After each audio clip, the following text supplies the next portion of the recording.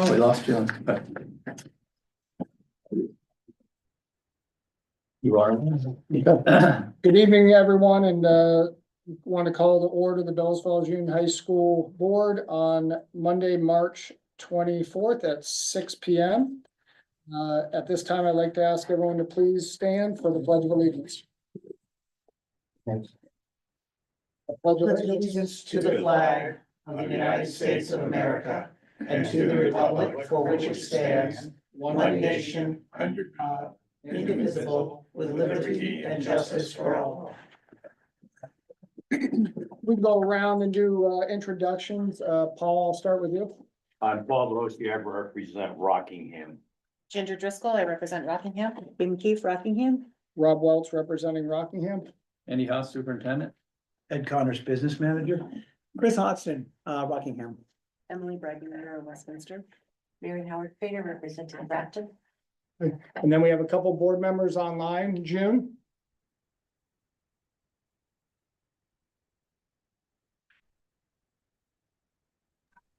June Streeter representing Westminster. And Jamie. Jamie Starro, also representing Westminster. Thank you all for being here. Going to number 4, communication and public comments. Do we have any? That's why I'm here, Mr. Chair. Okay. David Clark, Westminster, former board member. And taking note of the fact that under old unfinished business for discussion action, number 9, there's going to be a update on Kelly O'Riordan's harassment complaint against me. That's your item 9D. I found it somewhat ironic that I received this beautiful get well card in the mail from this school board. However, it doesn't do virtue signaling, so I return it forthwith unopened. Perhaps Principal Haas would like to have it as a souvenir. And of course, in as much as you're going to be evaluating me tonight, I thought it was only fair to share my evaluation of you, which ironically has been prepared now for almost 3 months. I'll send it down the table now. I will tell you that it's disappointing to me to say that this board has received a failing grade for its work of the last year or so. And thank you for your time, Mr. Chairman. I'll be seeing everybody around the dance halls. Thank you, David. How did you know? I forgot it, yeah. All right, any other, Thank him for his service.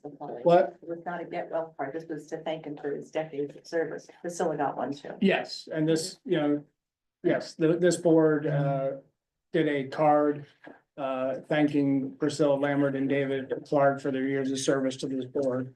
So thank you to them both. Adjustments to the agenda. So what I would like to do is add, we're gonna replace 8E, the fire panel.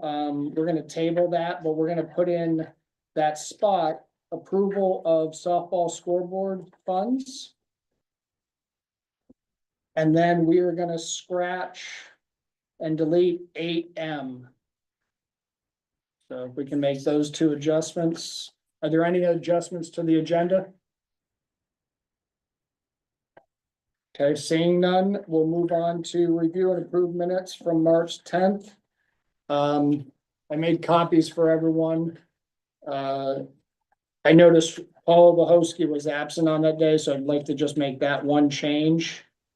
Any other changes, additions, or subtractions from the previous minutes? June?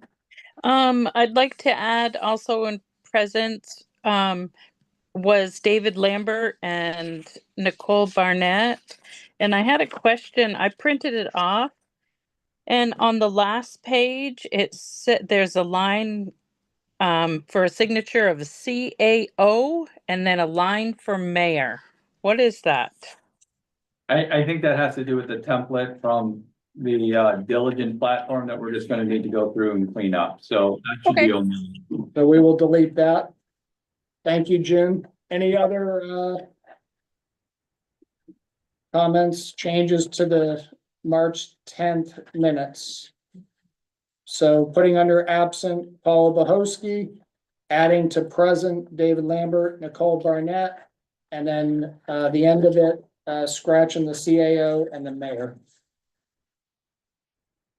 All those in favor of the approved minutes, with the additions, say aye. Aye. Opposed? Motion passes. Now doing reports. So Ed, finance. Welcome aboard. So we're gonna try and do this, but Ed's gonna have to take over the screen, which I don't know how that's gonna affect all the people online, but we'll do the best we can. So, I mean, You have to accept. I have to go through and accept it. Oh, okay. I think I'm gonna push it next. Oh, thanks. But there is audio that, oh, they can see it. So wait, let's. And he's doing that. Let me just read what that said. So then I can maybe. Do this.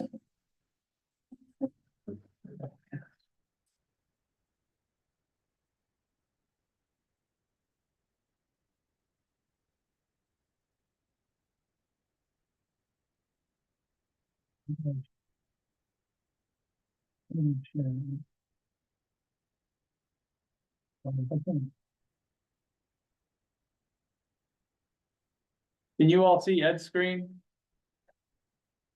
No, I'm seeing those.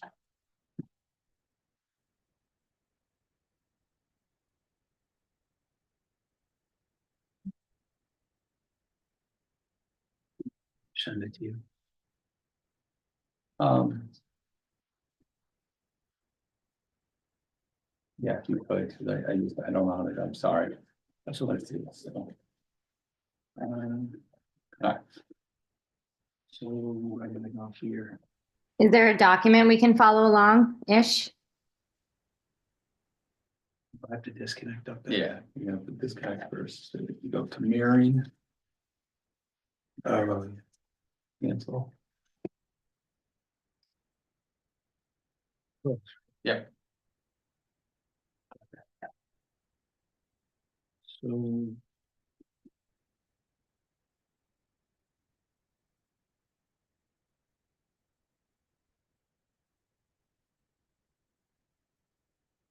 Jamie, there was a finance sheet in the packet. So that's the only thing we have as well on this side. So.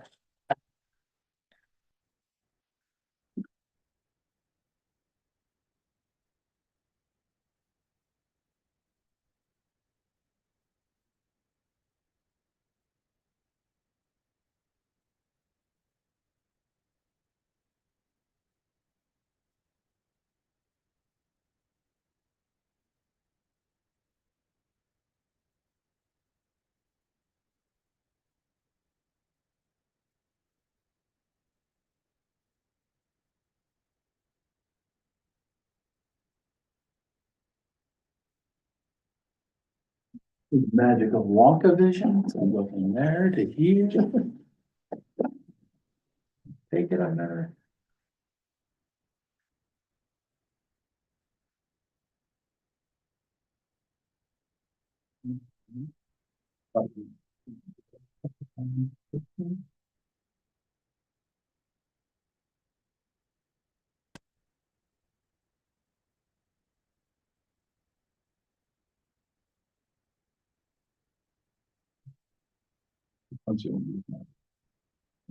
Just the February 25th.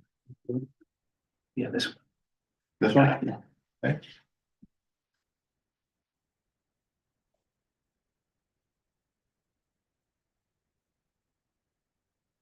There we go. There.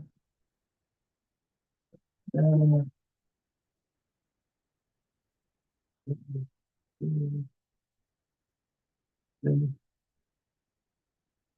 Yes.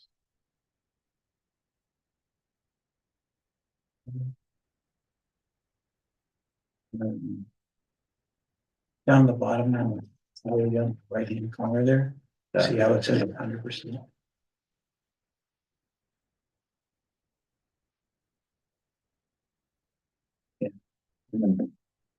Just kind of drive away. No, yeah, so. You're up there in the G column. I know where I am, Oh. but just, well, how do I? Do I have to move this around? Yeah, we have to slide it. And how do I get it to scroll down? I have to. You use your finger, no, just slide it. Oh, I see. Okay. All right, here we go. Sorry, folks. First thing I want to say is that the very top of the sheets that were sent out had the wrong heading. It should have said FY 25 Bellows Falls Union High School, and it says Rockingham School District, and that's my fault. I was in a hurry to get this done, and I did it quickly. So what I've done is I've tried to give you a more condensed version of your expenditure report. So your expenditure report is 21 pages long, okay? And from what I gather, you've been getting that. What I'm doing here is I'm essentially taking that data and putting it into a format that's a little easier to analyze. So what you, at the very top, what you're seeing is the revenue, all the revenues that you've gotten to date. And you'll see there's the budget column, receivables, year-to-date receipts. The year-to-date receipts is what you're actually gotten, okay? The receivables is what we're anticipating you getting. And as you can see, all of those receivables are based on getting the full amount of each town's of assessments from the state and from the towns, which is a pretty safe assumption. So that takes care of the revenue piece. Now, all of this is as of the end of February. So that way, What do you want? just want to go down. I can scroll down? Yeah. Oh, so, then, push up Oh, I see. Push up. Okay. I want to go over. and push to the right. Oh, or to the left. Okay. So the first screen is the expenditures. This is the expenditures broken out by object or account. So when you look at the breakout, I want to show you in an expenditure report.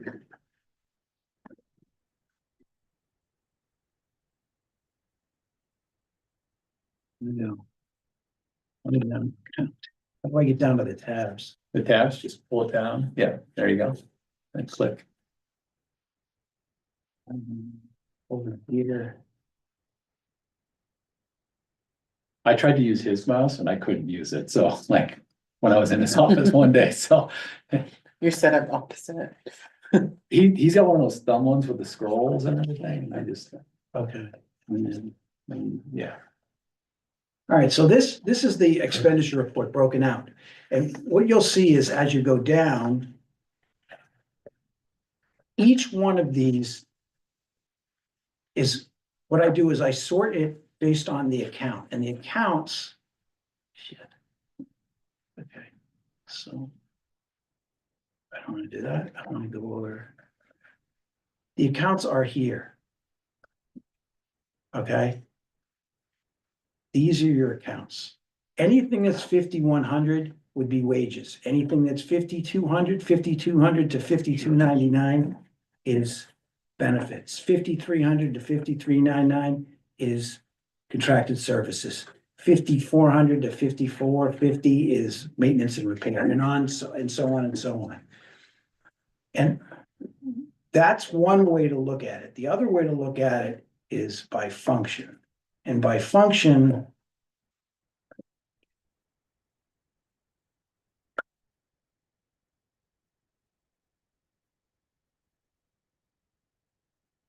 if you go up here, the function look is every function, like this is regular education, but you can see embedded with every function is the same accounts that I just showed you. All right. So for instance, regular ed has wages, it has benefits, it has contracted services, and it gives you, in your case, all of your teachers are in one function, okay? They're all in regular ed. Now, in a high school situation, normally what I would have done was I would have had it broken out by regular ed, English, math, science, social studies. But this is how you guys have it set up. And we'll talk about that later. But each one of these functions, you can see special eds, the assessments, athletics. Every one of them has similar accounts. And when you get to my summary, I'm just showing you how it looks, the same expenditures using it by function and by account, okay? So for instance, regular ed right now, 673,000 in the black, right? So, yeah. And you can see from here, your tuition number, which is all in regular ed, is 406,000 in the black. Okay? Some of that is due to the fact that there's a transfer that the state makes, that we receive a revenue from the state for the state portion of tech tuition, okay? So they pay the tech center directly. So we carry an expense for that amount, and we carry a revenue for that amount. So they wash each other out. So right now, we haven't made the entry. At the end of February, I hadn't made that entry. So what's gonna happen is, that's gonna come down, it's gonna be half. And if I go back to your account, right here, So Ed, you're basically saying it should even out at the end of June. right. Okay. So when I go down, those are your benefits, there's your contracted services, there's your maintenance and repair, and here's your tuition. See what I'm showing here? This is the tuition that the town, that the Union High School pays. So the way that tech tuition is the state pays a portion, and then every tech center it's over what the state pays. So there's a portion that the town pays too, or in your case, the high school. So there's that, and you can see there's the 269. And there's the 50 and the 58. Both of those are on behalf, and they're broken out by town. And for you guys, I don't know why you did that, but that payment, that 296 and the 56 will be a transfer between a revenue and an expense, okay? So I just want to make sure that you understand that when you look at the summary, it's not as dramatic when you look at that 673. You know, they're $400,000 of it, it's gonna be that tuition transfer.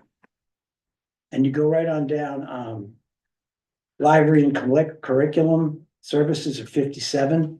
Some of this is due to positions that weren't filled. So you're gonna see changes in these functions and these areas that are attributable to the fact that they weren't hired. But if you get to the bottom, you're $656,000 in the red. Okay? Why are you 606? So the major reason is this 1.475 million. That's a direct transfer out of the general fund and into other funds. Now, the last time I was here, we talked about you guys were running your roof bond, your PCBs, and a couple of other things through the general fund, which is unusual. You're not typically, if you have a specific purpose for some money that you're getting, like a bond, you wouldn't run it through the general fund. You'd set up another fund, which is what I did. All right. I went in and let's go back to this function. So here. And put out of the bottom.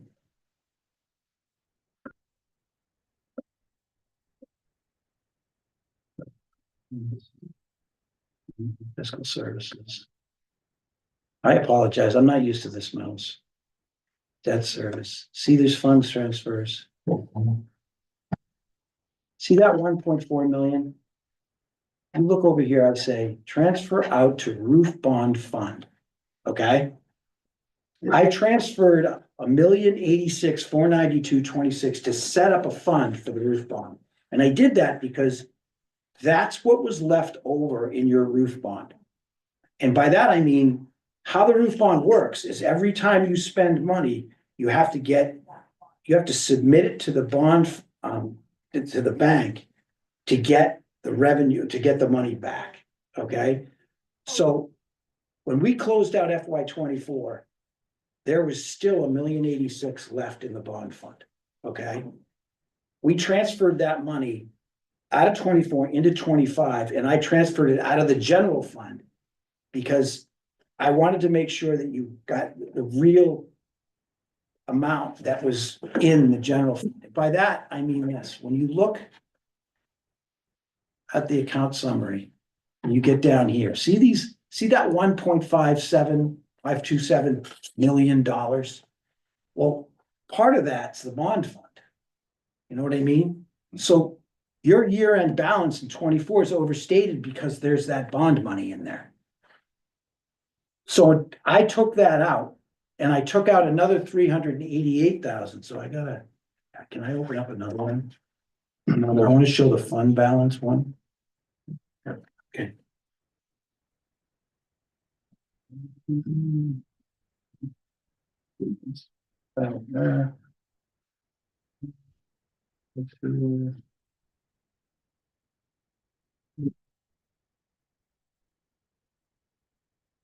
Yeah.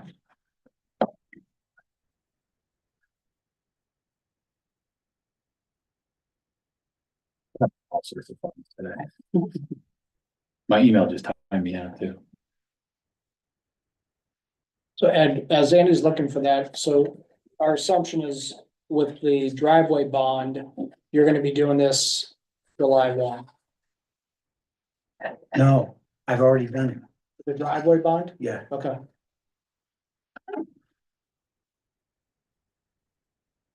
Yeah, that's it. This. No. You. Here. This, no.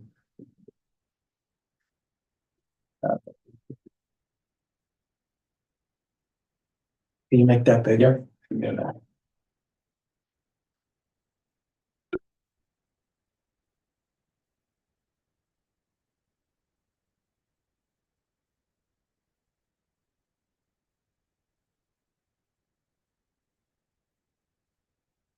Okay, so these guys can't see it if I do it this way, do you? And then, No, but I can follow your finger if that's what you want to do. all right, so you see the general fund balance, the 1.916, that's the balance that started in 24 in Tyler, in our software. You see down below it, the 300 and negative 388,554. When you look at the audit has 1.526 million. If you add those two numbers together, it's 1.526, they match, okay? So if you follow it over the 1005 fund, it starts with 388. I transfer 388,000 from the general fund into that fund to zero it out, to make the general fund what the audit said it was, okay? What that did was it put a revenue in that 1005, but it also put an expense into the general fund, okay? So now the general fund reflects what it should based on the audit, okay? So we had the number right. The fact was it was sitting in two accounts, and I don't know why that is. I don't know why one was 1.916 and the other one was negative 388. I don't. So I'm just making the adjustment based on the audit, okay? So can we go back to that spreadsheet? Yeah.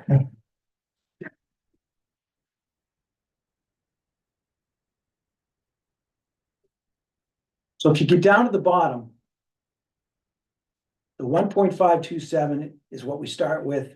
The revenue is the revenue that's on that spreadsheet, and then the expense is the expense. So the balance, if we were to end the year today, okay, would be in the general fund would be $1.373 million. Okay?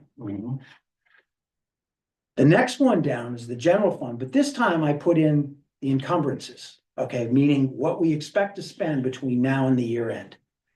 You follow that all the way over, and I'm projecting 8,771,000. Not 8 million, 870. 871,000, I'm sorry. Now, I still have to make the entry between the two funds, but it won't have any net effect, right? So unless there's something unexpected, and this is at the end of February, so you have 4 more months, okay? You're gonna be in the black. And can we go back to that one I just, the fund one?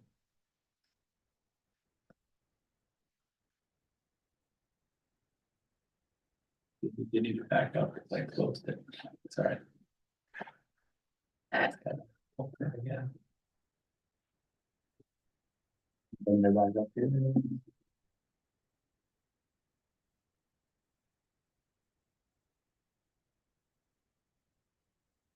That's it, yeah. Again.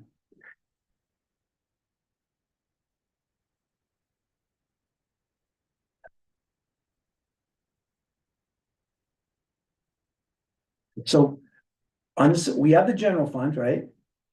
We keep going down. See the under capital reserves, so you have these are the funds that are active in your school district right now, okay?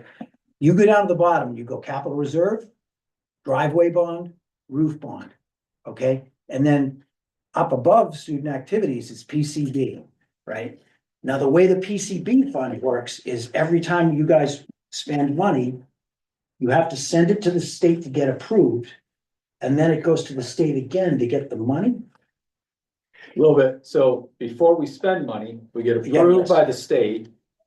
The 100% reimbursement, we spend the money, then you have to send it back to the state to get reimbursed.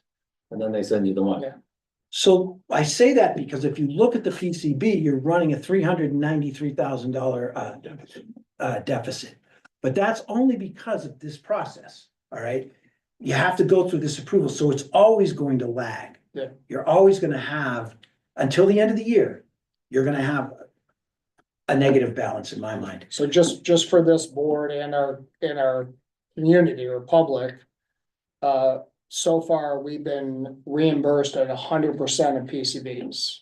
So I want to make that, Yes, I'll make that we have, everything that we have been approved to spend, and that we have spent, we either have been reimbursed or are scheduled to be reimbursed. So we've applied for all of those Yeah. pieces. Right. And if I could just jump in here real quick, what I appreciate what Ed is kind of doing for you all by separating all these out. When everything was running through your general fund, you get these lag and then you look at it and you're like, oh my God, we're this far behind. And then the next month, we're catching up, and then we go back and forth. And by having them in separate funds, they're not hitting your general fund and messing around with your bottom line in your general fund. So Well, that's the purpose of yeah, it. and I think, Ed, to Andy's point, for this board, the capital reserve number, because we're drawing that down, that's really important for us to have an accurate statement matching that to what has already been spent out of those capital reserves. So I think for that, I guess one of my recommendations would be, especially over the next couple of months or next time you're here, to sort of get a breakdown of the capital reserves, so this board knows exactly what has been spent out of that, because Andy tells me all the time, you can't spend it more than once. So on this, so you see the PCB, all the PCB, the driveway bond and the roof bond, either. We pulled revenue out, but we also pulled expenses out for the PCB. So there was no net effect really. Because all the expenses came out and all the revenue came out, and we set up a separate fund. We went down and we did the driveway bond. The driveway bond was a little easier because we just got approval. But we did have expenditures in FY 24. So we had to move those expenditures out of 24 and put them into 25. Today, when I was talking to Trish, AP at the SU, I was signing off on her sending into the bond bank $77,000 worth of expenditures. And it's 77 because this is at the end of February and she's doing it as of today, the 24th of March. So the revenue will hit the driveway bond, and the driveway bond is gonna be great because it's already set up. So there'll be a lag there. You'll see it negative. You'll most likely always see it negative or at zero because of the lag between submitting and actually getting the money. Then the roof bond, you can see, there's the 1.8 million, right? That I transferred out of the general fund as revenue that overstates the deficit in the general fund. I took that money and I put it into this bond fund, and we've been tracking all the expenses this year for the roof project in this fund. So right now, you've $276,075.20. And I could bring it up, but there's a bank statement that we get on a monthly basis that ties out to that number exactly. So right now, you have $276,000 to complete whatever you need to complete on the roof. And the bank balance that's at the US Bank will back that up. And then I think that the only other thing was, oh, I know what I was gonna say, the capital reserve fund. To your point, what I would like to do is that you've got a lot of projects that are running through the capital. So I showed you what a function was, correct? I can set up a function, 4,700 is the renovations, let's just call it that, but it's on the chart of accounts, it's called something else. But that's what we use to track, the function we use to track projects, essentially. That's how I wanna do it, in that capital reserve. What I need to do that is a budget for each one of the things that you guys wanna do. So if you wanna do the driveway, I need to know what the cost of the driveway is. So we have to break it out by contracted service, supplies, trash removal, whatever's in there. I can assign an account and a number to that. And I can give you exactly what each project's at. And you'll know what your budget is, and you'll know whether you're over or under. But I need those numbers, and Steve Horton says he can provide me with those numbers. I was gonna ask, as far as breaking out, like, let's say the driveway, because the proposal is to hire one company that will do all the subcontracting out and all that stuff. So you wouldn't have that detail of a breakout. I don't think, but what I'm seeing is that sometimes the budgets that I see here are for just contracted service. Right. But then there's supplies or something else, and something else, something else. So What I later- wanna do is. Later on in this agenda, we're gonna go through and approve again I saw that. on that, so that Andy or whoever communicates to the business office, these are the approved things from the board that then should go into that to offset the capital reserves. But to that point, I really feel like as we move forward the next couple months, we would like to have an updated tally on what that looks like. Right, and as you do move forward, I think that most of your projects won't start until the next fiscal year. Some of them will, We could bring them out with Jeff and Kelly and Steve. Yeah. We'll build those budgets out, and then you'll see where those things are. right, and that I can know- just I know carry the when same you- budget Yeah. forward, but I have talked to Steve Horton, I met him right before you met, that day, and we did have this conversation, and he does have budgets. Yeah. So I'll take those budgets and I'll put them in, Yeah. and I will be able to give you what you want. Yeah. I will also have one category, because you do have projects, those projects are significant when you have a $1.5 million balance, so you gotta make sure that when you have the project, we have a budget. If there's anything in addition that's not related to any project, you have to keep in mind that you've already budgeted X, Y, and Z. And that you have to be sure that you don't approve something that's not budgeted for whatever reason that puts you over. Thank you, Ed. Any Oh, questions? last thing is, I can talk to Andy. Any questions from this board for Ed regarding finances? Will you give us an update next time with this? Because it wasn't included in what we got with our pre-meeting notes. I can do that, This is- I can do this that, is- yeah. Good. I can show you the fund balances. In fact, anytime you want to see the fund balances, I can give it to you. This report is great. This system spits this out. Yeah. The problem is when you're doing an expenditure report, I picked the 28th because of February, because if you pick a date in the middle of the month, it changes by the hour, you know, I mean, I can never get back to that balance. If I pick 3/15, inevitably somebody will post date something and it won't be tie up, but if I do it at the end of the month, it ties up. Just make sure we have a lot more money at the end, and that's all, so we can put that in the capital reserve, that's all, that's more careful. So Ed, I just have one question I know we have 4 months to go, but I know you've encumbered a great deal of the expenses. Overall, what's just rough number? What do you, and obviously we're 4 months out, so you don't know what those hidden costs are.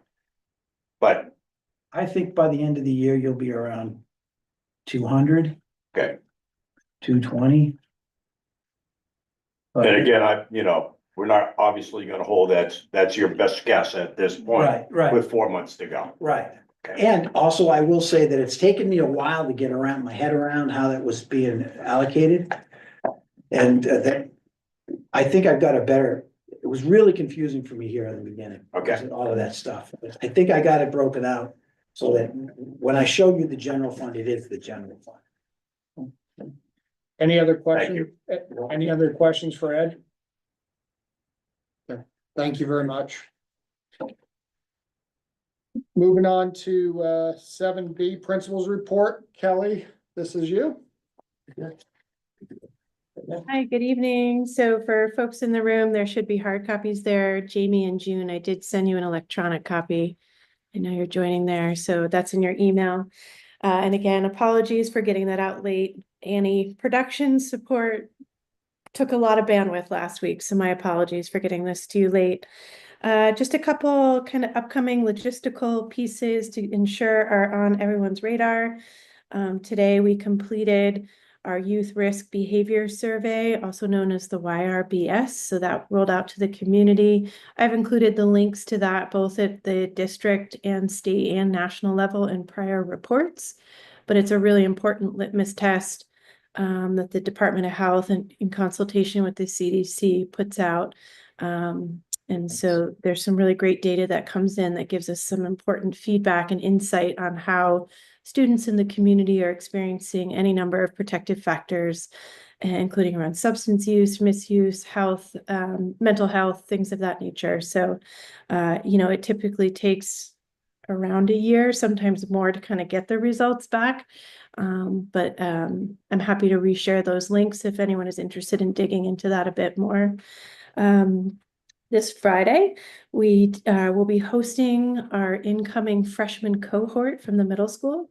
So we do have a half day on Friday, and we'll be welcoming the 8th graders from the Bellows Falls Middle School, as well as any interested 8th graders who are currently in a private placement to come join us and meet with some of the faculty, get a tour of the building. Their families are also invited to, and it's a great opportunity for them to start getting acquainted with folks in the building and our community expectations, as well as all the opportunities that high school holds for folks. So that's a big piece. Next week, we will be kicking off our VT-CAP testing at the high school level on Tuesday and Thursday. I know Heather Warius had passed along an invitation to the board on April 2nd. We will be hosting the Fearless Futures Summit. Again, that's a huge production at the high school. If you haven't seen it, I strongly encourage folks to check it out. If you have questions on that or need us to resend the information, let us know. We can pass that along. Another big thing on the horizon is our National Honor Society induction, also on April 2nd. We will be welcoming 12 juniors and 1 senior into NHS. So that'll be in the evening, 6 o'clock on April 2nd. Excuse me. In addition to a couple things I'll highlight in the report, just wanted to flag that there's a lot of work going on to rebuild our websites across the district, including at the high school. So while there's some kind of baseline important pieces on the current iteration of the website, there's a lot more that we're working behind the scenes to kind of bring online there. So I encourage you, if you haven't already checked it out, please do so. And if anyone open to the community has feedback or ideas about things you'd like to see included there, please send that feedback to my attention so we can look at that. I think another exciting piece that as we've gotten our science team situated into their new home in the new science labs, we are now working full steam ahead with the support of Rochelle Barrett, who's our art teacher in the building, along with Jeff Potter and his team, to bring our STEAM lab or our makerspace online.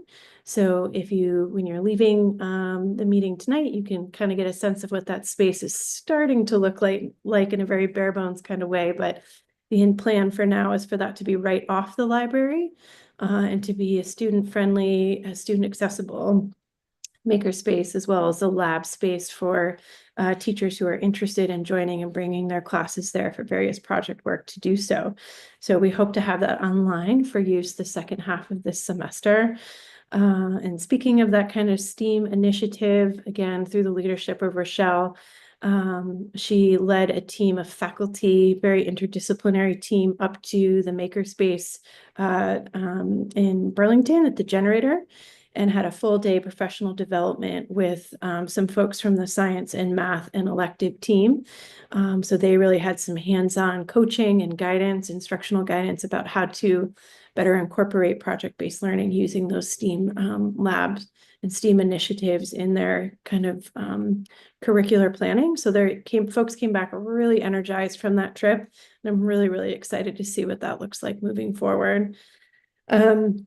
This past weekend, I got to see many of you, but we had a really exciting run. We had 3 shows for Annie in our theater, and it was so awesome to kind of see that space so alive with creativity.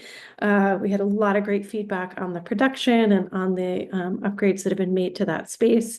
I think in total, we had about 650 guests who came between all 3 shows, which was wonderful.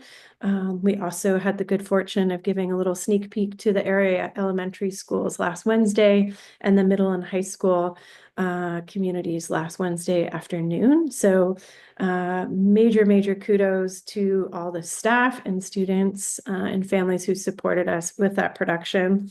And we're really excited to kind of continue to see that program come back online, and stay tuned for updates on the fall. I don't think a principal's report at BF would be complete without a facilities update. So in that principal's report, I did include some updates specific to kind of the next step in our PCB remediation work. As I shared in the prior report, our latest round of air sampling went really well. By all accounts, right, that remediation work that we did in the gym utility spaces made a significant impact on the air quality in the gym in particular. So all of our testing came back. Nothing was above the IAL or immediate action level, and only a handful were just above that school action level threshold. I think what's really exciting in all of that, just to reiterate, we've had to use those carbon filters for over a year. And again, with this most recent round of air sampling, we were able to discontinue their use, which has made a big impact on morale and I think the instructional capacity within the building. And our hope is after this next round of quarterly sampling, I believe in May, again, if we get another encouraging round of testing, then we may be able to officially part ways with those carbon filters that we're currently storing and send those back to the AOE, hopefully for the long term. As part of that ongoing remediation work and planning for those next steps to address primary sources in the building, VHB, our PCB consultants, will be returning tomorrow to doing some work, doing some source sampling in the building. In this principal's report, I have included just some direct language for what they are going to be looking at during this next visit. I think the results of some of this sampling, they're going to be doing some wipe sampling in the HVAC system, taking some small cores, from the gym floor, things of that nature. So again, it's all detailed in this report. They'll be working in non-occupied spaces during the day, and then any occupied spaces they'll prioritize doing that work after hours so as to avoid any disruption to the curricular and co-curricular programming in the building. Again, the results of this next round of work will inform what's going to come through and any final recommendations for remediation in the long term throughout the building. I know the question around soil samples has come up in prior meetings. This round of source work will include some samples taken from the exterior of the building. We have resumed our biweekly meetings with Steve Horton. Those were happening regularly as we had a lot of those ESSER projects and the roof project underway. We have resumed those meetings because we do have a lot of pieces kind of unfolding, especially as we head into late spring and summer. And I won't spend a lot of time talking about those projects just because I know they're coming up next on the agenda. But the primary backbone of our check-in with Steve Horton does include focusing on the track RFP, driveway, tennis courts, the generous donation we had received for concessions and bathrooms on the soccer fields, the Dascom Foundation to redo the press box up on Hadley Field, upgrades to our fire panel and PA system, sound improvements, including ensuring stronger ADA compliance in our auditorium, and again, doing some work with our STEAM lab. So again, a lot of big facility things happening, and that does not account for the kind of regular day-to-day kind of operational upgrades that we're continuing to work on throughout the building. We do have some important hiring initiatives going on. So we're moving full steam ahead on our various committees to include identifying candidates for the following position. We have an anticipated assistant principal position that is currently posted. To date, we have received 5, actually, I think as of this afternoon, 6 applications. Tim Clark, as a representative of that hiring committee, and myself are going to start with round 1 interviews, a 30-minute phone call, screening call with candidates tomorrow, at which point we will bring that feedback back to the committee and proceed with 2nd and 3rd round interviews. For all noted here, there will be time for the community and the board and a larger group of stakeholders to kind of meet and vet and weigh in on candidates who are applying for that position. So stay tuned for how that process unfolds.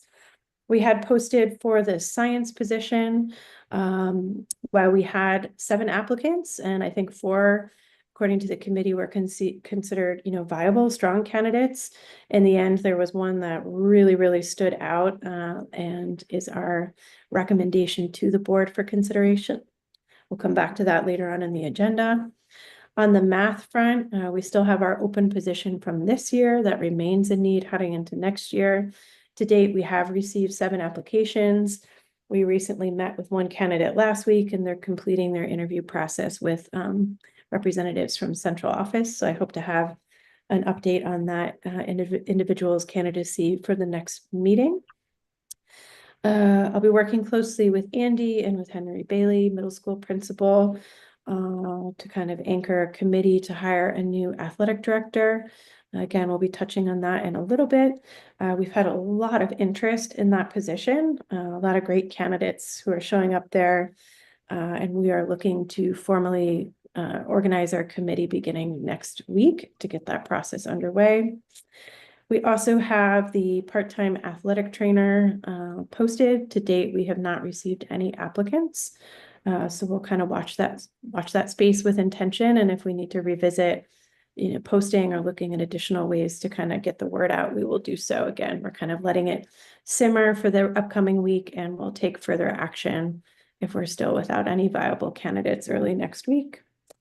Have a meeting on the books for tomorrow with the Director of Special Education to revisit any hiring needs within that program. And so that I'll have another update on that at our next meeting. And then the last piece that needs to be posted per the board's approval on next year's budget, right, is a para-educator to help anchor that flexible pathways, or what is also known as our AEP, or alternative education program space. So that one will be posted later this week. The last thing I would just draw attention to, which I've listed here, I think it was June who had requested just an overview of existing co-curricular options which are offered during our Terrier time. For those who are unfamiliar with that portion of our day, this runs Tuesday, Wednesdays, and Thursdays most weeks. And it's about a 25-minute block, and it's an opportunity for students who are in need of additional kind of intervention time or instructional time with one of their teachers to set up those appointments or be called back for some extra academic support. For those who don't need that extra academic support, there's also a really broad selection of various clubs, including yearbook, gaming club. We have our Gender and Sexuality Alliance math team.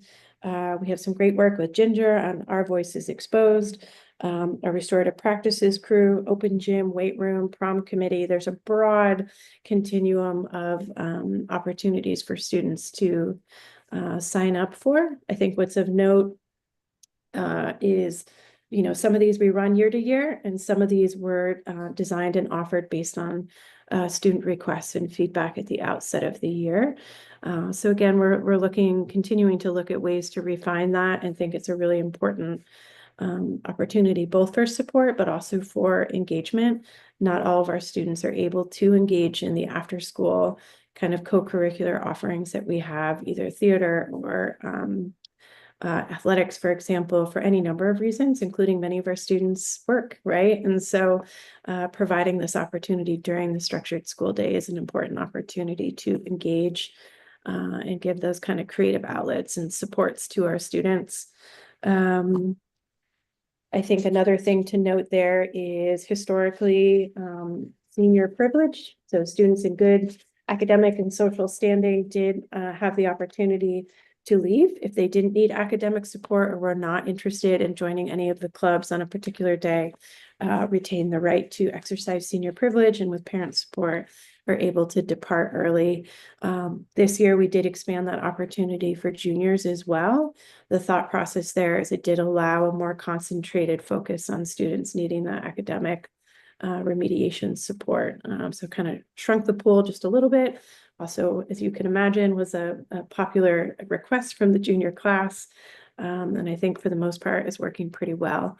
So again, we just offer that typically 3 days a week and hold Mondays and Fridays for our advisory and or testing and other things of that nature. So I will pause there. I think that touches on the highlights included in the report. And with that, I turn it over to any other questions that folks may have. Any questions for the board? Thank you, Kelly. No? Very thorough. We appreciate the effort, and I will echo the Annie play this weekend. It was very well done. All right, moving on to 8, new business and discussion action. 8A, approval of board goals and norms. Everyone should have received in their packet the 2024 goals and norms, and so just wanted to make a motion that we look at approving those for this year, and have discussion on anything we want to add or subtract. So can I get a motion for that? I move that we accept the board goals and norms as presented in our packet. Okay. Okay. Any discussion? Okay. We will go online. June, how do you vote? Jamie? Yes. Yes. All those in the room, all those in favor say aye. Aye. Opposed? Okay, motion passes. No. Yeah, I would just ask you just to verbally acknowledge what June's thumb up, that she made a thumbs up, which is a yes, just. because of word, because of Just so language. that, Yep. well, just so Yes. everybody else- Yeah, thank you, June. You're welcome. Thanks for catching that. No, it's all right. All right, moving on to 8B, auditorium audio system upgrade. Chris? Sure. So we had a pretty extensive and lengthy, a very productive Buildings and Grounds Committee meeting, which will cover a number of things as we go through this agenda. But one of those was the auditorium audio systems upgrade. And so I'll start by making a motion that we award the bid for the work for the auditorium audio system upgrade to MFI for a bid amount of $87,463.72. Of which 30,000 will come from the capital reserve fund and the remaining amount will come from insurance reimbursement money. You say the total dollar again? $87,463.72 for the total, with the capital reserve providing $30,000 toward that work and the remaining funds coming from insurance money. And authorize an expense not to exceed $100,000 on that project.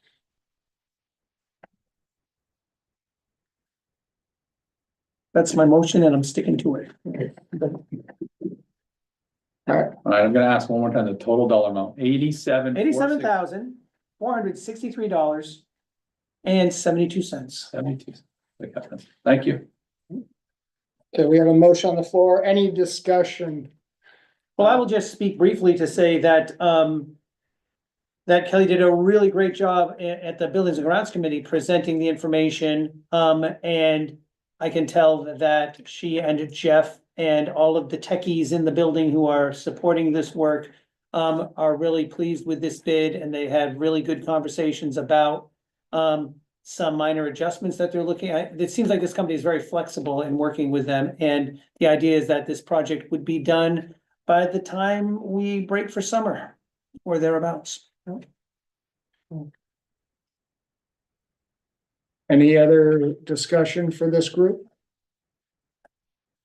Okay. Okay, June, how do you vote?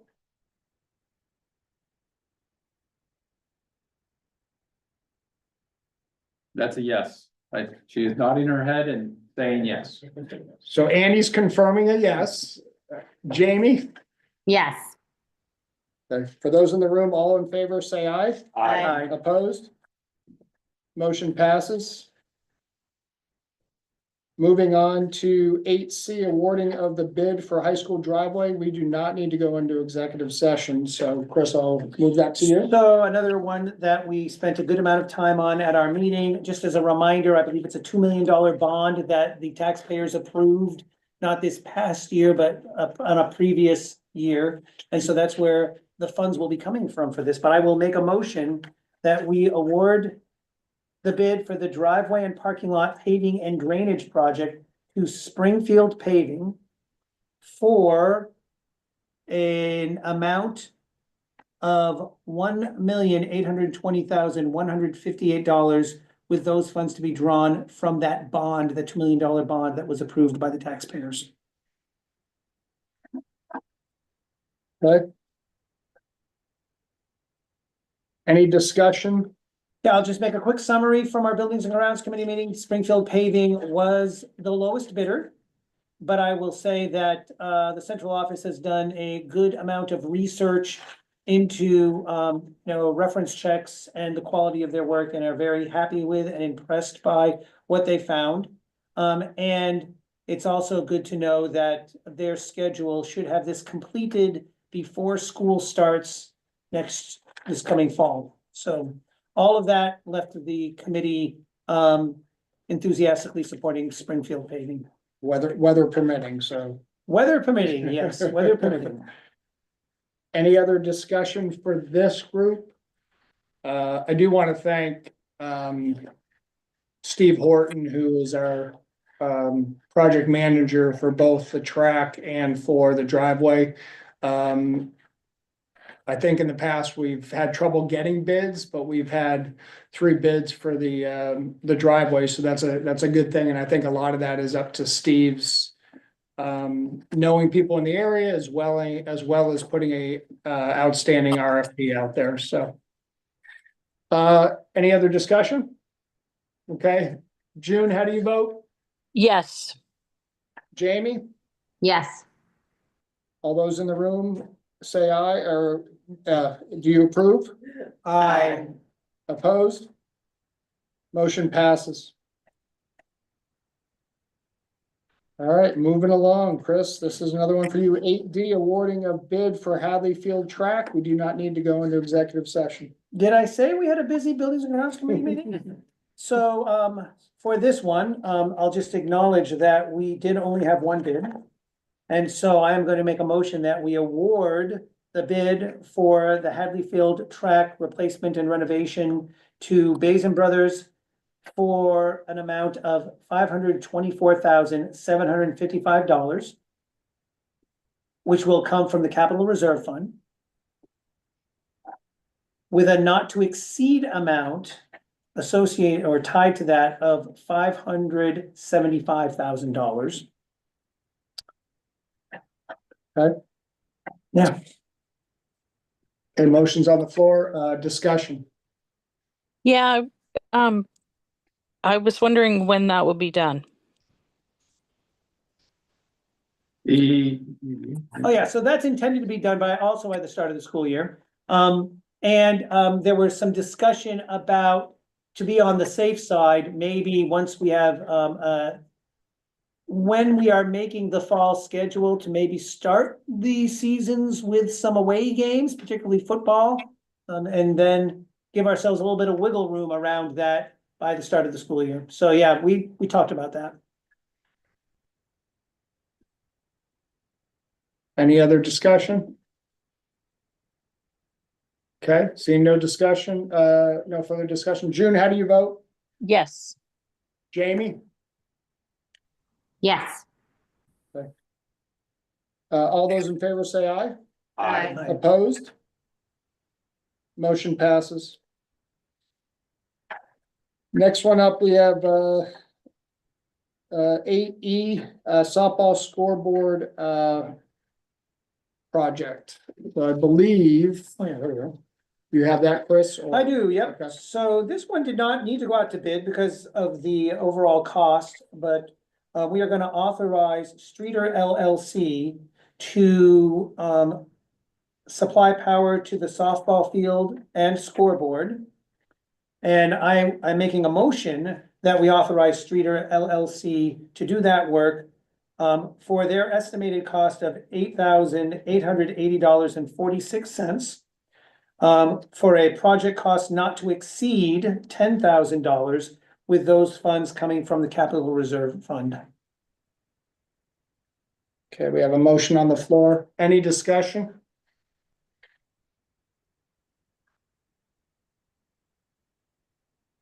Moving right along. Okay, seeing no discussion. June, how do you vote? I have to abstain on this one. Jamie? Yes. All those in favor say aye. Aye. Opposed? Motion passes. Moving on to 8F, Hadley Field Press Box donation. I think I saw that in the packet, so there's this brief letter, or maybe it was in Kelly's, but I'll read this. This is to Jeff Potter and board members. As a trustee of the George Dascom Trust, we will provide funding to the BFUHS in order to replace the press booth at Hadley Field. It is understood that all funds provided will be used exclusively for the construction of the new press booth. If this funding is not used for this purpose, it is expected that the money will be returned to the Dascom Trust. If you have any questions about this donation or the George Dascom Trust, please feel free to reach out. Thanks, Nick Lisai, George Dascom Trust trustee. So the motion I would make is to accept the donation of funds from the George Dascom Trust for the purpose of replacing the press box up at Hadley Field, and accept that with gratitude. With gratitude, yep. Okay, motion's on the floor. Any discussion? Okay, seeing no discussion. June, how do you vote? Aye. Jamie? Yes. All those in favor say aye. Aye. Opposed? Motion passes. 8G, Dascom foundation donation for football pants. Kelly, do you want to speak to this one, or do you want me to just read the letter? If you could read the letter, I think that's great. Right. The letter says to Connor Beam and board members, as a trustee of the George Dascom Trust, we will provide a donation of $3,180 to the BFUHS football team. It is understood that this donation will be used exclusively for the purchase of new white football pants that will be used for the 2025 football season and beyond. If this donation is not used for this purpose, it is expected that the donation will be returned to the Dascom Fund or Trust. If you have any questions about this donation, please feel free to reach out.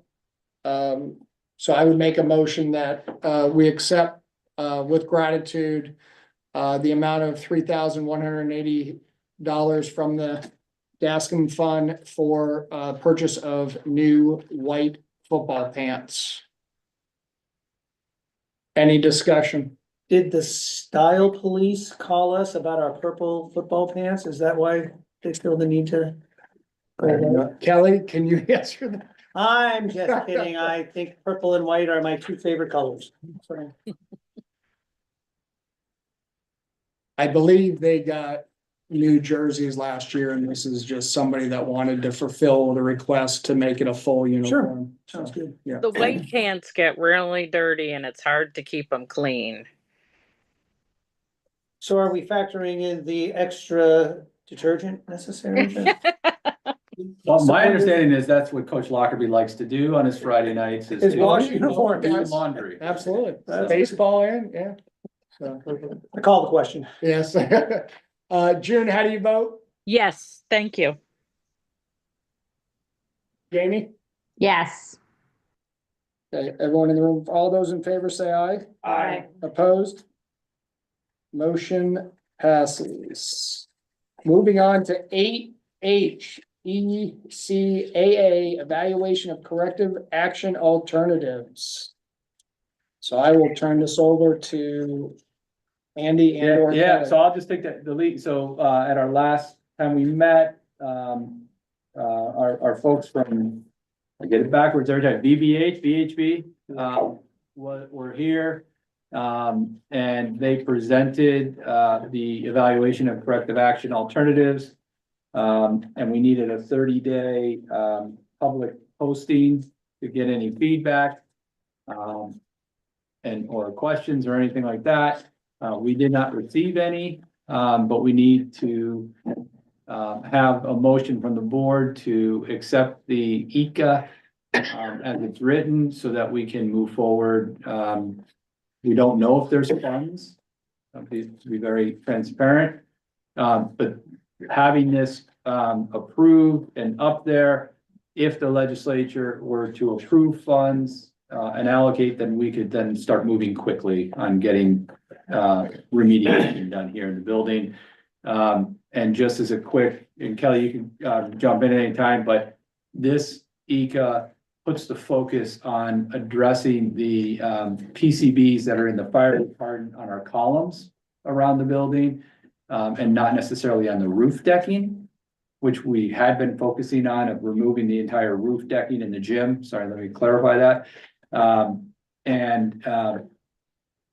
The idea was we can encapsulate the roof decking that's approved and would be appropriate. And so by focusing on the columns, if money were to be available, this also then allows us, which is the next motion, is to move forward on completion of the roof. Remember, we stopped doing the roof on the gym because we thought we might have to remove it. So that's the point of that. But Kelly, did I leave anything out? No, I think that's a good summary. Is there anything you want to add from something you sent to the boards either yesterday or Friday? Was there something else from the ECA that we needed to approve? No, this is. No. I don't think Okay. so, no. All right. So can we get a motion to approve the ECA as written? So move. Okay, discussion on that? And we'll actually take that and then the completion of the roof bond in a different action. So So approving the ECA, any discussion? Yeah, can I just confirm that this just approves kind of the plan, but not necessarily approving like moving forward and spending any monies? At 100%, there is not $1 that you are approving to spend at this time. And it's the understanding that we need Thank you. this to get to that next level. Correct. Okay. Well, this puts us in the queue, and then if the legislature appropriates funds for PCVs, Bellows Falls Union High School is earmarked for some of those funds. Yeah. So, Okay. Andy, do we have a timeline for when they might decide on whether or not they're gonna put money in there or not? it is my understanding that it has been introduced in budgets from DEC. So they have requested that, and it's working its way through the legislature at this time. So the hope would be by the time that they complete their session, that they will have approved that budget. Thank you. Kelly, you had your hand up? I'm just confirming, is the intent that the board pick the remediation plan? Can you clarify that, Andy? I know- I'm sorry. I know Chris and Evan had in the ECA and in their presentation outlined a number of interventions and their recommendations along with like the pros and costs and the cost analysis of those pieces. Is the intent coming out of today that the board endorse one of those? I think that's correct. Yeah, that is correct. That's Okay. what we had asked them to do back at the other time as Okay. well. Any Did other you only, yeah, did we only post the ones that we, like the one we're discussing right now? I'm sorry, I don't have the document in front of me right now. But the ones that they recommended we do, is that the only ones we posted online? Or did we post the whole set of them and? The entire document.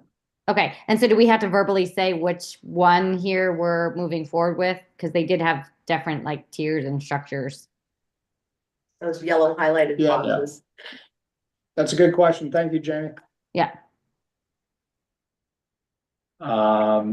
It was my understanding that at our last meeting that we recommended the ones that were highlighted in yellow. And, it was, I'd have to dig through and. be able to That they tell you. had recommended. Yes. Yes. Yes. Okay, thank you. Trying to find the exact number, because it has a number to it. Yeah, I think it's important to have that on record. It may take me a while, so we might, if we can kind of return to this, that would be helpful. Yep. Because I can't. We can absolutely do that. But we'll come back to that when Andy has the actual number to it. So moving on, we'll do 8I, completion of the gym roof bond. And as Andy's looking at that, my understanding is now that we're not needing to do work on that, we want to be able to release the school to get the roofers back here to finish it as soon as possible before we get into all of our summertime work. So I'll put a motion on the floor that we give the administration and this the superintendent authority to finish doing the bond for the gym roof. Any discussion on that? I guess my question would just be, is that what Jim talked about? I think it was $1 million something that was still left there. Is that the same bond? I was So, confused by that.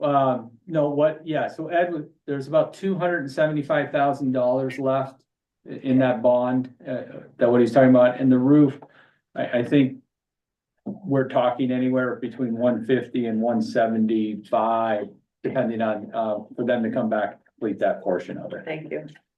Andy, were we hoping to do the remediation on the decking before we did the roof on the gym? That was earlier when we were looking at removing the decking, but encapsulation will be from the inside, so Okay. that's nothing to do with that. Thank you. Won't interfere. Perfect. Any other discussion?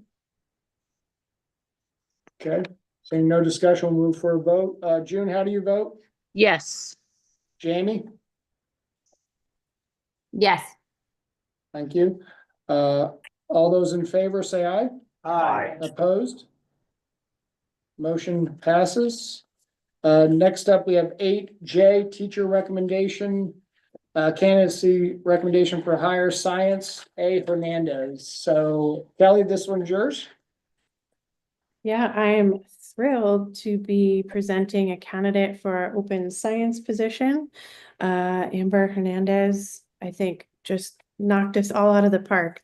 All of us who had the opportunity to meet with her, both from central office students and staff within the building, and have thoroughly enjoyed her points of connection.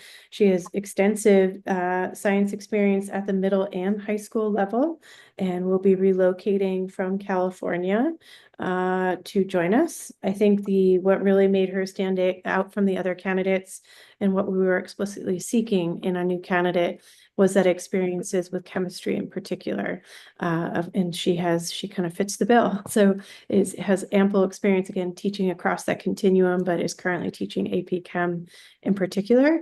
And I think what was extra noteworthy about her interview process was just how much I think the science team in particular really just took away from that initial conversation in terms of just how innovative and the resources she was referencing and using, and just how reflective and thoughtful she was. And so we would be very, very fortunate to have her join us as part of that instructional team. So in terms of the step analysis, the request is she'd be joining us at the BA plus 15, step 15. So in alignment with the updated CBA for next year, that would be $70,392. Can I get a motion for the hiring of a teacher candidate, please?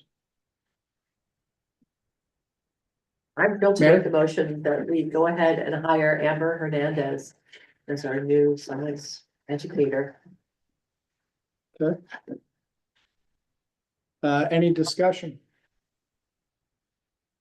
And again, this is a BA 15, step 15 for a total salary of $70,392. June, how do you vote?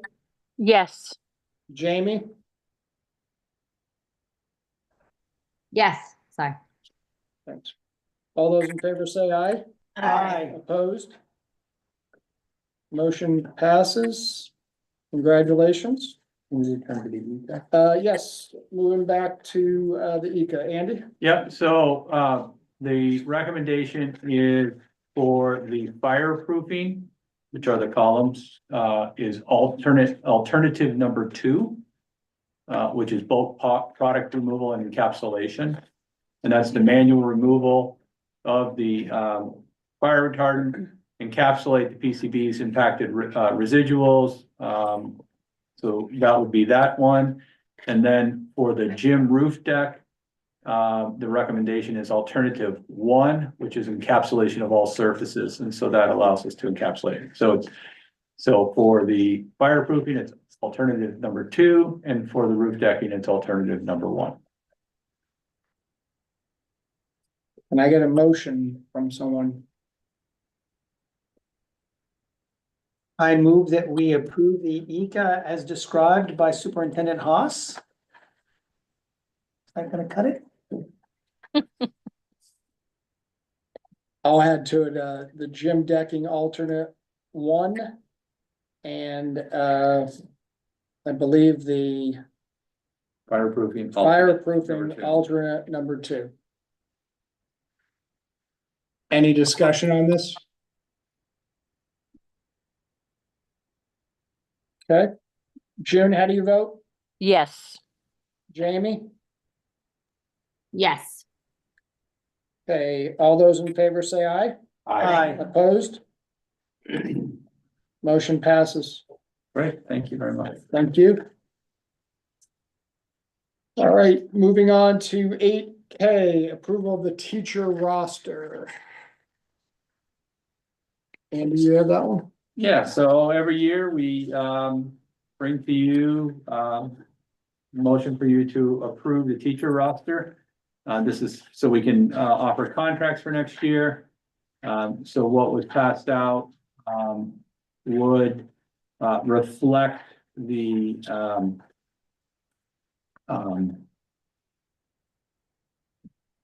sorry, I lost my train of thought. This would reflect the budget that was passed and allow us to do it. So it does include reductions in force. But it also notes retirements as well, so. So I'd like to make a motion that we approve the teacher roster as for the two I thousand see twenty. I see one typo on it that I just caught, which just, it says that it has a guidance counselor as a 0 FTE, that should be a 1 FTE. So it's 1, 2, 3, 4 down. It should be a one It point should be a zero. 1.00 FTE. Okay. So I'll make a motion that we approve the teacher roster for 2025-26 as written, with the one addition to have a FTE of 1.00 for a guidance counselor. Any discussion? I'm just Chris. curious, well, if this is the roster we are approving based on the budget, why are the RIFs included on this?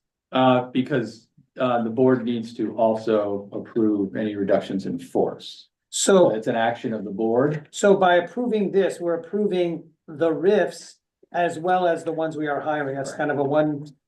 And are we replacing, there's 2 retiring, but one says open and the other doesn't. Are we replacing both of the retirings or? No, Kelly, you want to speak to that? I was never sent this document or any of the documents for this meeting, so I'm feeling a little like it would be inappropriate for me to speak to that right now. We are replacing the science teacher who's retiring. yeah, we just didn't we Yeah, just do that? So we just don't have, I mean. But they're two But it separate says open on that. It doesn't say open on the other one, so I'm just So, curious. so again, part of the plan to get to the number that was provided Yeah. or asked for administration was to reduce an FTE in ELA. With Ms. Falzo's retirement. Okay, Then we didn't have to do a reduction in force Gotcha. to do that. So Okay. that's why you don't see that as open. yeah, that's clear. That clears it up for me. Thank you. Any other discussions? That's a great question, Chris. Thank you. Any other discussion? Okay, June, how do you vote? Yes, Jamie? Jamie had to leave. Oh, okay. All those in favor say aye. Aye. Opposed? Motion passes. And 8I, resignation of athletic director Connor Bean.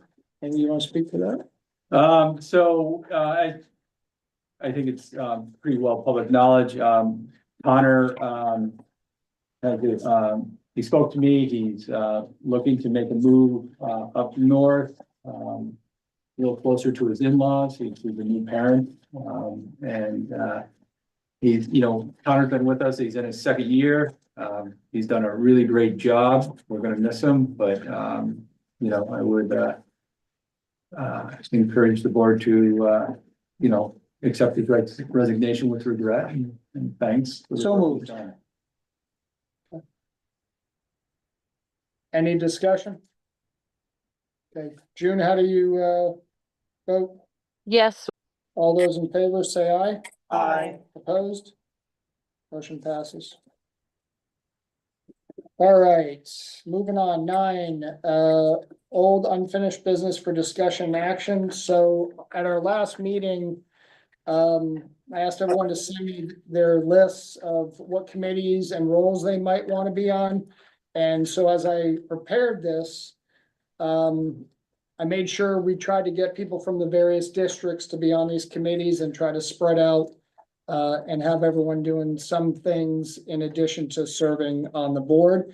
So what I'm gonna do is just read these off and then I'm gonna create a sheet and email it to everyone so that everyone has a full copy of that as we move forward. So the chair is myself, vice chair is Jamie. Budget committee is Paul, Chris, June, myself, and Jamie. Buildings and grounds is Paul, Chris, Mary, Emily, and myself. Warrant signers are Kim and Rob, and Emily is gonna be the alternate. The CIP will be Ginger. The SU3, we already voted on this before, but the supervisor union reps is Paul, Jamie, and Mary. The River Valley Tech Center Board, Chris has volunteered to do that, so thank you. I am still looking for a Wyndham Regional Career Center person. So if anyone is interested in that, please see me. We do need to fill that within the next week or two before their next meeting. Support staff negotiations is June.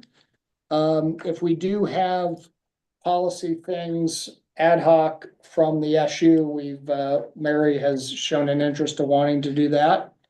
The clerk is also June, so she'll be able to sign diplomas.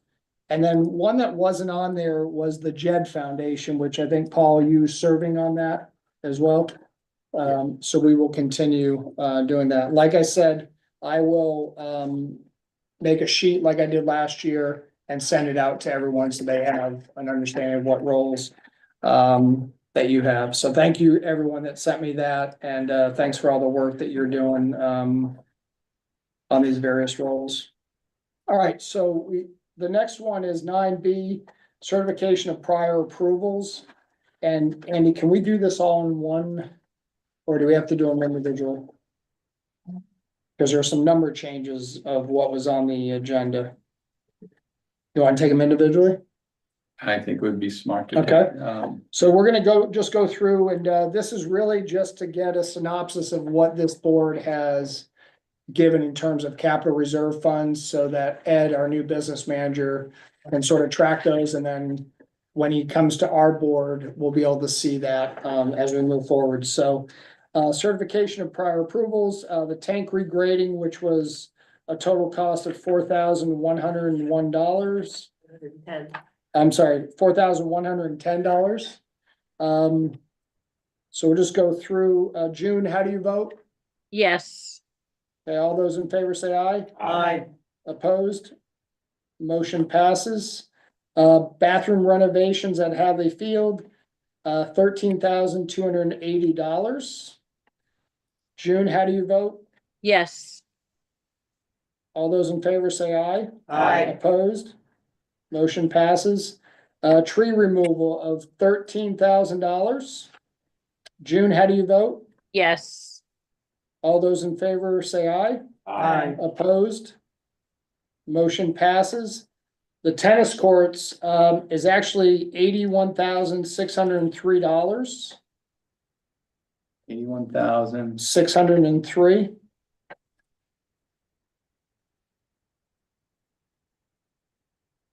June, how do you vote? Yes. All those in favor say aye. Aye. Opposed? Motion passes. The overhead doors at Hadley Field was $1,918.82. Say it again. 1,000? It lists $3,207. Yeah, that's not accurate. 1,000. Oh, I'm glad the number's smaller, Yeah. that's great. $1,918.82. And that has been completed so that it will not be any more than that. So. June, how do you vote? Yes. All those in favor say aye. Aye. Opposed? Motion passes.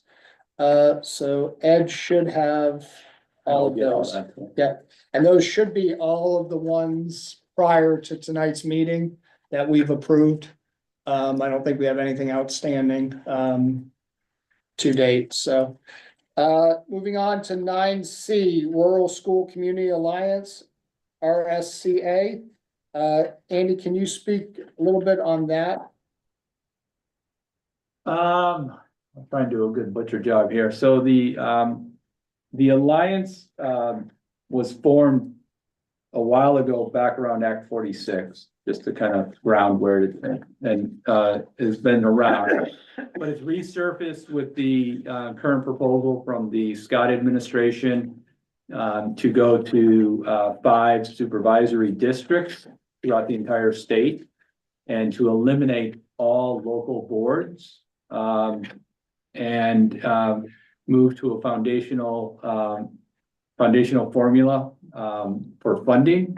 And with the 5 boards, there would be 5 wards established in each of the regions, which would then, each ward would elect a representative to be on that regional board that would set the budget for the entire region. So that's, in a nutshell, the governor's proposal. There's much more in there, so I don't wanna, there's a lot of thought into it. I'm not trying to sugarcoat it. But the alliance, their position is essentially to maintain local school districts, maintain local control, but is to come out with a maybe less supervisory districts and unions than there currently are. There's like 52 across the entire state. And so there might be less, but their proposal is for supervisory unions, which we are. And so the difference of a supervisory union and a supervisory district is simply that unions are made up of local boards who have independent control of their budgets. And supervisory district is basically a district that oversees that entire area, which maybe used to be comprised of small local boards. So they do have a lobbyist that is working on their behalf. Cheryl Charles, who is the chair of both the Westminster Board and the SU Board, is the chair of the Alliance Board. A lot of conversations with legislators, they're doing testimony. And so all of our boards, along with the SU board, other than the high school, have signed on to be a representative and a member. There is not a cost to be a part of the alliance, but it does show a lot of strength across Vermont Yeah. to be a part of it. And I do remember, thank you, Andrew, for that. I do remember talking to Cheryl, and I believe there's 80 other boards that are connected with that have signed on as well. So it's pretty, Probably grown since then. it might have so. been, yeah. So I'd like to make a motion that we become a member of the Rural Schools Community Alliance, RSCA. Any discussion? Yeah, did this entity exist prior to the governor's proposal? It was formed back when Act 46. Okay, yeah, So we it's a did say that. continuation of, so that group kind of resurfaced and got a lot of voice behind it Okay. and has grown since then, so. Okay. And so we have not, to your knowledge, been a part of that. This is a new thing for us. We have, That's correct. That is my understanding. Yeah. Yeah. So, Good question. Any other questions? Discussion, Mary? Well, I would just point out that Cheryl's part of the steering committee, Cheryl Charles. I don't believe her title is executive director or anything like that, but she is definitely part of the steering committee, which is along with others. Yeah, and I think there's a group of them that are going up to speak as well. Either soon or has already, I'm not sure. So again, motion on the floor is to become a member of the Rural School Community Alliance. June, how do you vote? Yes. All those in favor say aye. aye. Opposed? Motion passes. All right, so we're going to 9D, update on board members' misconduct. We'll need to go into executive session. Can I have someone get us into executive session, please? Andy, before we go into that, do you want me to call one of you? Or you? that would be the easiest way, June, and I very much appreciate it. Okay, I'll call you. Okay. Can I get a motion on the floor? Paul, do you have that language? I do not. Right off the top of my head. Hold I'll on. make a motion, we go into executive session with premature knowledge, puts the board, at a disadvantage, And invite the superintendent. and invite the superintendent, to attend. Okay. Uh, all those in favor say aye. Aye. Opposed? We are now in executive session. All right, give me a second. We're gonna go. Yeah. Is. That's simply big what you call it.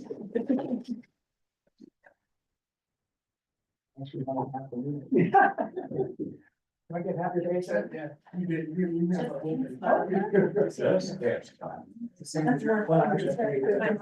Yeah, yeah. Cold's getting worse than a second. I think they're just, I took one Benadryl or something.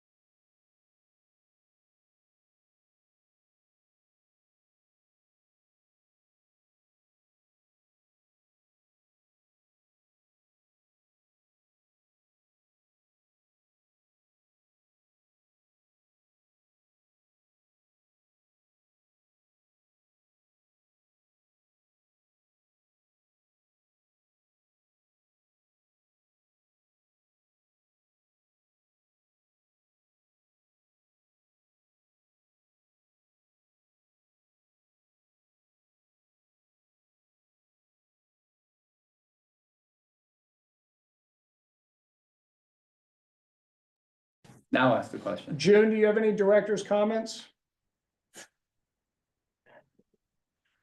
You're muted. No, thank you. All right, thank you. So moving on to 11, time and date of next meeting will be Monday, April 28th at 6 PM at the high school. The April 14th one will be, we're not having, as that's our spring break for the district. So, and for that, I call this meeting adjourned at 8:05. Thank you, everyone. Thank you.